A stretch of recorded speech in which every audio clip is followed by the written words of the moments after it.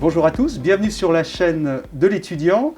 Aujourd'hui, nous allons parler du Bachelor universitaire de technologie, le BUT. C'est une nouvelle formation portée par les IUT. Et pour en parler, je suis en compagnie de Corinne Daugan. Corinne, vous êtes enseignante à l'IUT de Paris-Rive-de-Seine. Bonjour. Bonjour Étienne. Oui, en effet, nous allons parler ensemble du Bachelor universitaire de technologie, la Et vous nouvelle allez offre. pouvoir répondre à toutes nos questions Je l'espère. pratiques sur cette nouvelle formation. Voilà, peut-être ma première question, Corinne, sur le Bachelor universitaire de technologie. Il est en place depuis la rentrée universitaire 2021-2022. Absolument, tout à fait. C'est la nouvelle offre de formation des IUT qui se poursuit, j'ai envie de dire, hein. Le Bachelor universitaire de technologie est notre nouvelle offre de formation, un diplôme en 3 ans qui poursuit l'interdisciplinarité et la professionnalisation, qui sont l'ADN même des IUT. Le Bachelor universitaire de technologie, il remplace l'ancien diplôme qui s'appelait le DUT. Voilà, qu'est-ce qui change et qu'est-ce qui demeure? Quelle est la différence avec l'ancien diplôme et qu'est-ce qu'apporte de plus le BUT? Alors, c'est une formation en 3 ans, comme je le disais, donc avec un grade licence. C'est donc une nouveauté, même si les IUT portaient auparavant des licences professionnelles. Mais ça, c'est une grande nouveauté pour les étudiants, de se mettre en harmonie avec la réforme LMD des universités. La réforme LMD, Licence, c'est master, doctorat. doctorat, c'est l'enseignement supérieur européen qui Exactement, fonctionne, les 27 pays de l'Union européenne exactement, fonctionnent exactement, sur le principe licence, master, doctorat. tout à fait. Donc bac plus 3, bac plus 5, bac plus 8. Et le DUT était en 2 ans, comme vous disiez. C'était Maintenant, le dernier diplôme en 2 ans à l'université. Voilà, voilà, donc on harmonise. Le BUT maintenant tout à fait. est en 3 ans. Absolument, ce qui représente un grand intérêt pour les étudiants, bien évidemment dans des échanges internationaux par exemple, ou bien éventuellement dans leur poursuite d'études, ou dans leur insertion professionnelle, puisque peut-être la valeur ajoutée aussi, c'est notre pédagogie, qui est une approche par compétences. Ah bah voilà, on va en parler. Mais d'abord, qu'est-ce qu'apporte de plus le but? Donc c'est effectivement en 3 ans au lieu de 2 ans, on part pour 3 ans. Mais une question sur toujours ce qui demeure et ce qui change. Est-ce qu'on garde les 24 spécialités qui existaient dans l'ancien diplôme de DUT? Est-ce que le BUT, je vais retrouver les spécialités carrière juridique, carrière Tout sociale, à fait. génie? Absolument. 24 spécialités sont maintenues, 85 parcours, ce qui représente très précisément le milieu socio-professionnel, des spécialités secondaires, des spécialités tertiaires, donc je dirais du savoir mis en pratique au travers de stages et de mise en application professionnelle. Donc on garde cet ADN des IUT, comme je le disais. Le référentiel a été construit avec des partenaires, des acteurs du milieu socio-professionnel. Voilà, donc un diplôme universitaire qui colle à la réalité du monde économique. Alors, justement, est-ce que c'est ce qui fait l'originalité du BUT par rapport à d'autres formations? Est-ce que c'est sa pédagogie, En fait, on est à l'université, mais on pense professionnalisation tout de suite. Voilà, je vais Exactement. retrouver des enseignements théoriques, mais en même temps, je vais alterner très rapidement avec des enseignements pratiques. Voilà, qu'est-ce qui fait l'originalité de la pédagogie de cette formation à l'IUT? Absolument. Alors nous sommes à un diplôme avec un programme national, mais qui prend appui sur un référentiel de compétences construit, comme je le disais, avec des acteurs du monde socio-professionnel.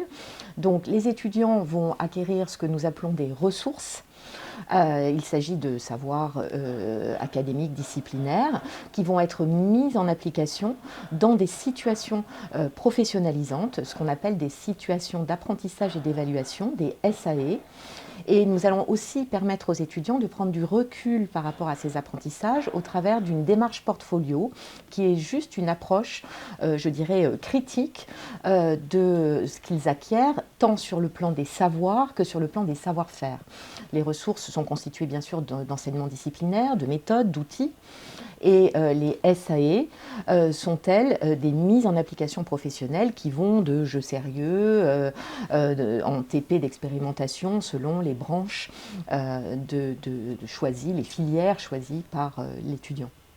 Du coup, on a l'impression que ça va être très très riche cette formation, très dense. Est-ce qu'on peut avoir une idée pour quelqu'un qui va rentrer dès la rentrée, là, qui est en terminale, qui va être peut-être pris en but, je sais pas, du temps de travail qu'il va falloir consacrer. Quel va être le volume hebdomadaire de travail Alors, avec tous ces enseignements tout à fait. Alors, c'est pratiques? peut-être difficile de répondre de façon hebdomadaire, au sens où il y a une organisation qui appartient à chaque IUT, chaque département d'IUT.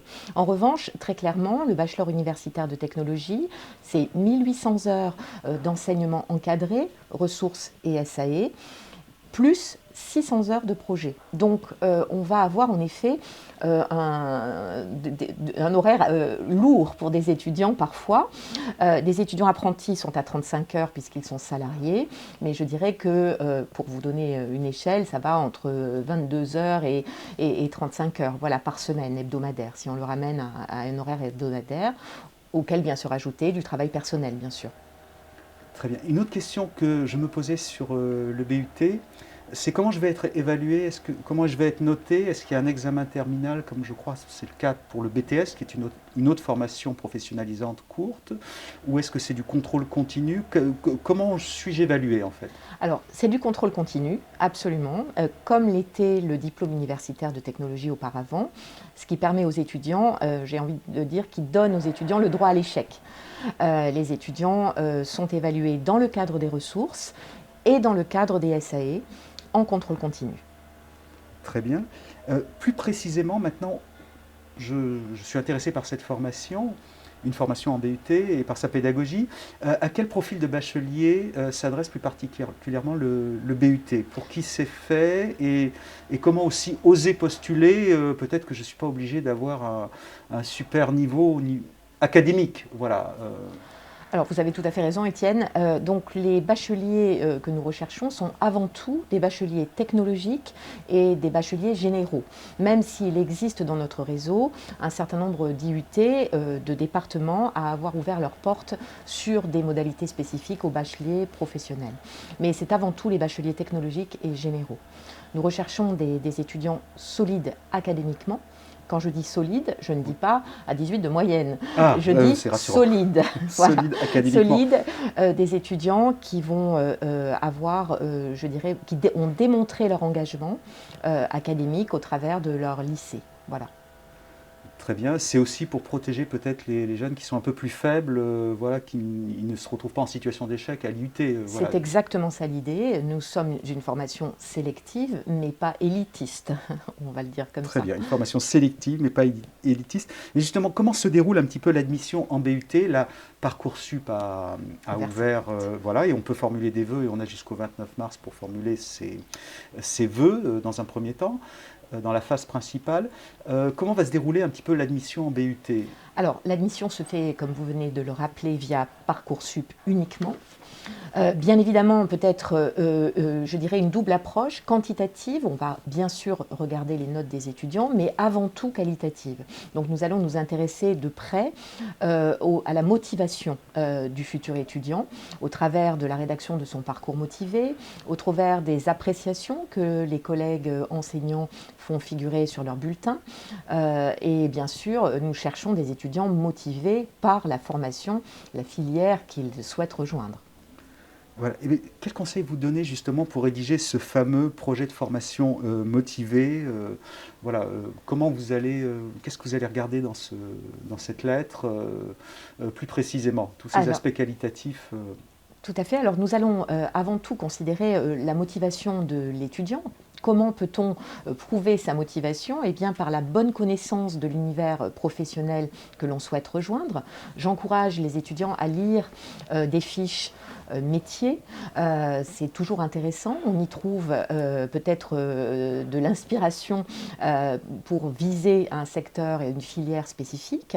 Et puis, bien évidemment, être sincère. Ne pas aller pirater des lettres qui circulent sur Internet et qu'on se contenterait de copier. Standard, voilà, on bannit la standardisation, type, exactement. Voilà. On préférera un parcours motivé avec quelques fautes d'orthographe et peut-être une phrase mal formulée, mais sincère, à quelque chose qui sera plagié de courriers existants. Voilà, donc la sincérité et la motivation sont les deux critères majeurs. Très bien. Maintenant, j'aimerais aborder avec vous, j'ai été pris en BUT, ça se passe bien, et je sais qu'il est possible toujours d'obtenir un diplôme intermédiaire qui s'appelle le DUT, qui est l'ancien diplôme phare. C'est-à-dire, il est possible aujourd'hui dans mon parcours de bifurquer après avoir eu une première diplomation à Bac+2 qui demeure, et éventuellement envisager autre chose. Autre chose. Absolument, voilà. tout à fait. Ça, c'est une possibilité, une souplesse offerte tout à fait, exactement. Aux étudiants. Cette nouvelle offre de formation, le bachelor universitaire de technologie, est construit sur la notion de passerelle. L'idée, c'est de pouvoir accueillir et laisser partir, on n'espère pas trop, nos étudiants à Bac+2 en fonction des passerelles qui leur sont offertes. Donc ces passerelles sont encore en cours de construction. Ça peut être bien sûr vers l'université telle qu'on la connaît, ou bien éventuellement vers des écoles de commerce, d'ingénieurs, etc. Le DUT existe toujours, donc les étudiants peuvent en effet nous quitter s'ils le souhaitent à Bac+2 pour partir ailleurs et finaliser leur poursuite d'études. Voilà, et bien je crois qu'on a une idée un petit peu de ce qui est possible en cours de formation.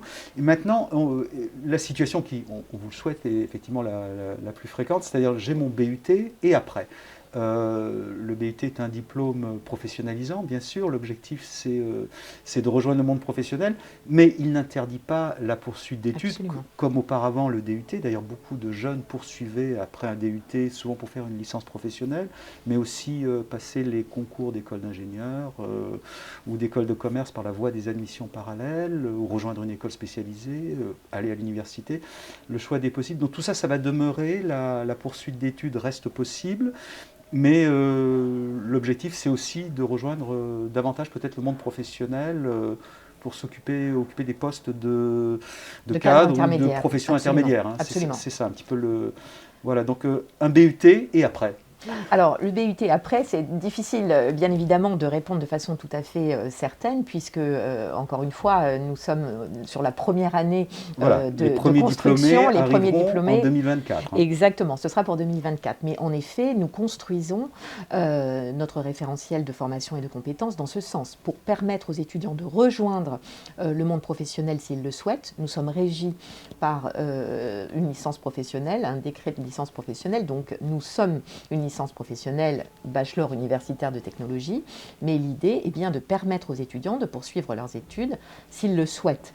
Donc cela offre en principe aux étudiants plusieurs possibilités et les passerelles sont en train d'être construites, des accords sont passés avec des masters professionnels, etc., qui en effet sont contents d'accueillir nos étudiants formés à la fois académiquement et professionnellement grâce aux stages et aux projets auxquels ils ont participé sur les 3 années ou les 2 années qu'ils resteront en bachelor universitaire de technologie.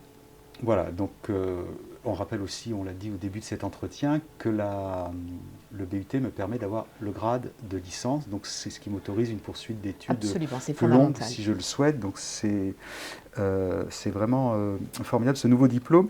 Une question toute simple, combien coûte la formation en BUT, en bachelor universitaire de technologie? Comme on dépend des universités, on se dit que ce sont des coûts relativement modiques. Absolument. Les droits universitaires et la CEVEC, donc la contribution à la vie étudiante que payent désormais les étudiants. Donc nous sommes l'université, nous sommes une formation publique, donc bien évidemment quasi gratuite, prise en charge, j'ai envie de dire, pour les étudiants. Voilà. Et je sais que vous avez une autre casquette, vous êtes aussi responsable de l'apprentissage. C'est une question que je voulais vous poser. L'apprentissage dans l'enseignement supérieur s'est formidablement développé depuis une quinzaine d'années. En 2021, je crois qu'on a encore battu le record de nombre de contrats d'apprentissage qui ont été signés par des jeunes.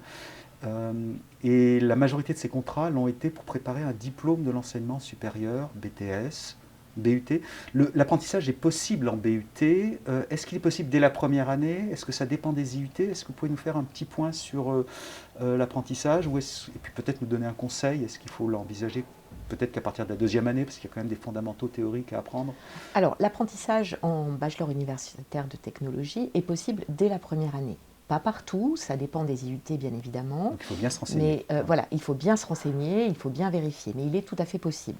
C'est parfois un moyen d'accès pour des étudiants à l'enseignement supérieur. Donc personnellement, je défends beaucoup l'apprentissage car c'est une belle façon pour les étudiants de rejoindre l'enseignement supérieur. Voilà. Alors après, faut-il le démarrer dès le post-bac ou après une première année en formation initiale? En effet, ça va dépendre du profil des étudiants. L'accès à l'apprentissage nécessite une capacité à l'autonomie, une maturité grande. Donc en effet, peut-être ce n'est pas la formation ouverte à tous les étudiants. Cela dépend du parcours de chacun.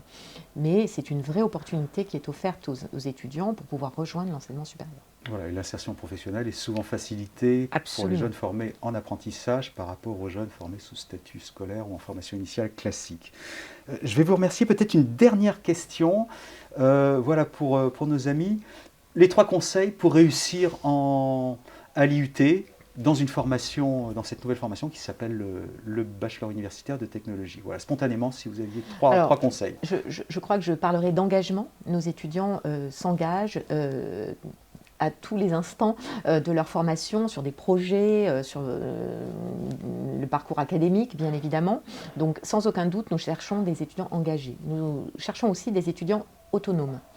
Les étudiants doivent être capables d'autonomie pour bien réussir en IUT. Il n'y a aucun doute sur le sujet puisqu'il y a du travail encadré, certes, mais aussi en autonomie. Et enfin, je dirais la capacité à la régularité dans le travail.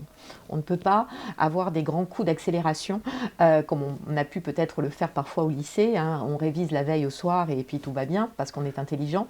En IUT, la régularité dans le travail académique et dans l'assiduité est absolument fondamentale pour garantir un succès et la réussite du diplôme, sans aucun doute. De la régularité naîtra la nouveauté, c'est-à-dire que vous serez diplômé à la fin de votre cursus. Merci Corinne Daugan.